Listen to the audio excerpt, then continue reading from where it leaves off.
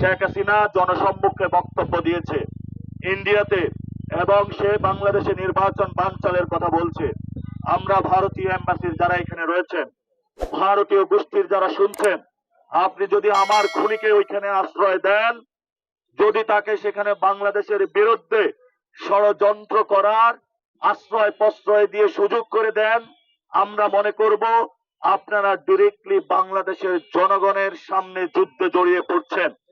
এই জন্য আমরা ভারত সরকারকে, ভারতীয় এম্বাসিকে আহ্বান জানাবো, বাংলাদেশের 18 কোটি মানুষ জীবন দিবে, রক্ত দিবে, দরকার হয় বাংলাদেশের কোন মানুষে এখানে যদি তাদের জীবন থাকতে ভারতের যেই সাম্রাজ্যবাদী আচরণ, আগ্রাসী মনোভাব, আধিপত্যবাদ ও মনোভাব যদি থাকে, আমরা 18 কোটি মানুষ শহীদ উসমান হাদি হব, কিন্তু কখনো ভারতীয় এই আগ্রাসনবাদ মেনে নিব না।